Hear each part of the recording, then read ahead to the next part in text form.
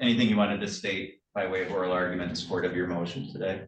Well, I would just again reiterate to the court what my motion and supporting brief suggests, that the court signed an order based on information that was not accurate.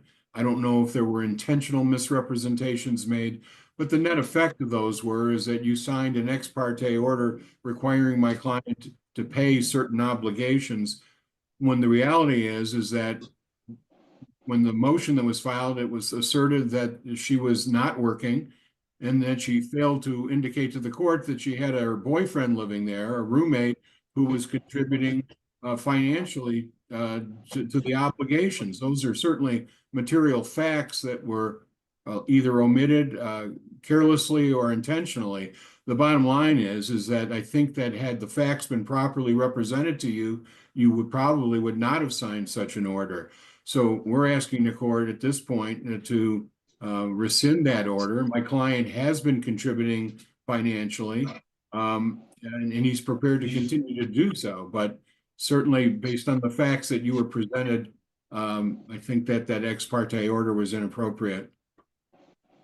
Mr. Blumberg, are there any temporary orders regarding child support in place? Just looking through the file, you might know off the top. No, there is not. Okay. And how much is your client contributing monthly at this point?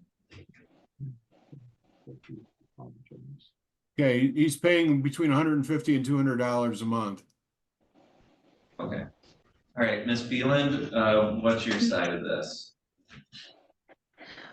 The reason why we decided for Chauncey to pay $600 worth of mortgage, because it is on his name too, along with mine. And during that time that I'm having a hard time understanding this.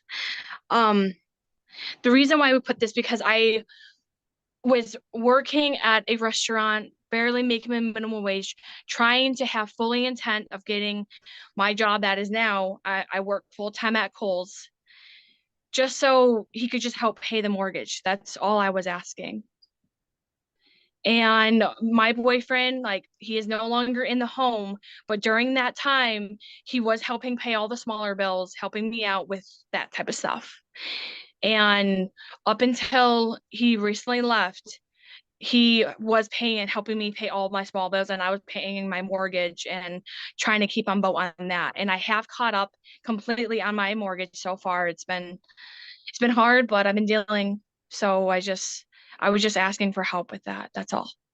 Anything in response to that, Mr. Blumberg? Judge, I don't know that we need to go into the facts why the boyfriend is no longer there. My understanding is he's been arrested and he probably has a no contact provision. But I don't guess that that's really relevant at this point. My client is willing to continue to pay some money to assist. And certainly the kids are with him half the time.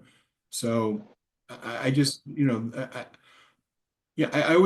I'm always reluctant when I see these ex parte orders, when facts are presented to the court, and you have no way of knowing whether they're accurate or truthful or not. And I understand it's always best to err on the side of caution, but I genuinely believe that had the facts been properly presented, I don't think you would have signed this order.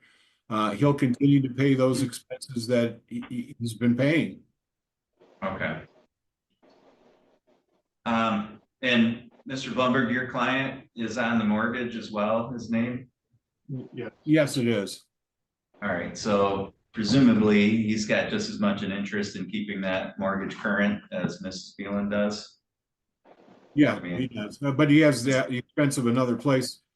Again, when these parties separated, my understanding was that they had an understanding as to how the expenses were going to be shared. That wasn't reflected in any written document, unfortunately.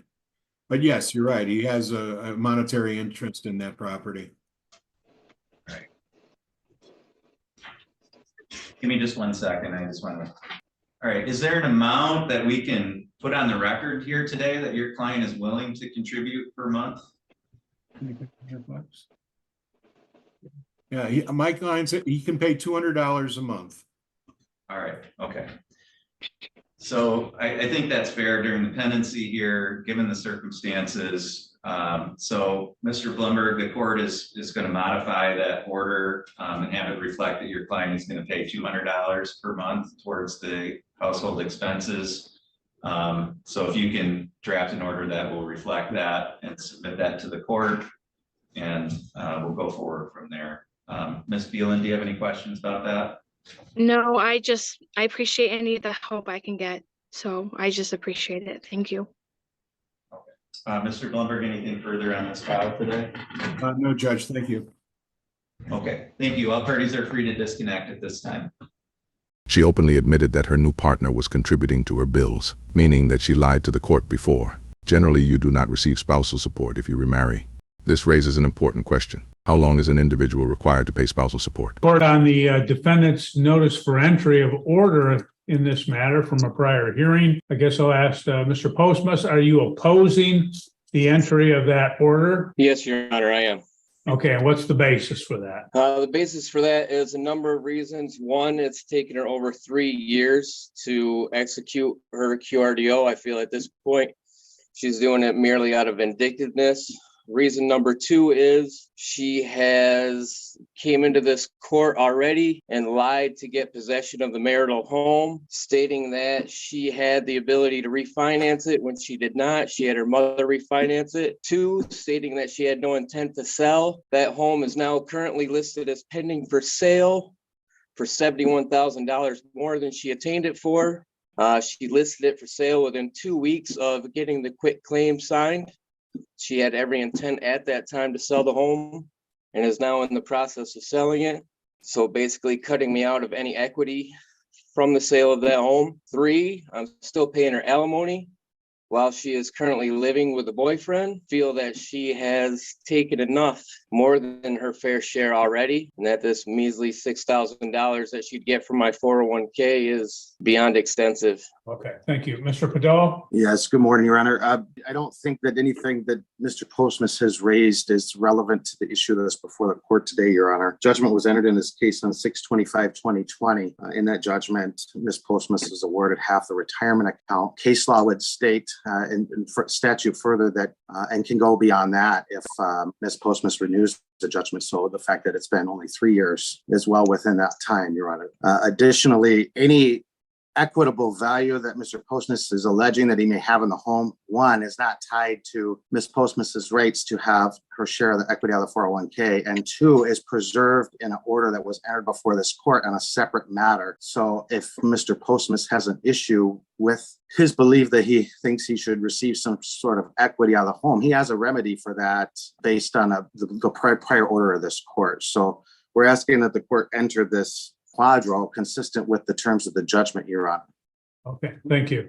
Well, Mr. Postmus, in this matter, as Mr. Podol cites, that again, if you have issues, you have a right to have those issues heard. You can bring those before the court on a motion seeking whatever relief you request, but it's not proper at this point to interpose and those particular objections or requests as it relates to the order, which is consistent with what the court ruled and consistent with the judgment in this matter. So the court is going to grant the order as submitted by Mr. Padol and Mr. Postmus. If you have other issues, you have a right to file your motions with the court. The court will hear those at that time. So court will conclude this hearing. This is why a prenup is essential. The wife not only received half of his retirement funds, but spousal support and the house which she is going to sell. To make matters worse, she is living with her new boyfriend while the previous husband is paying her.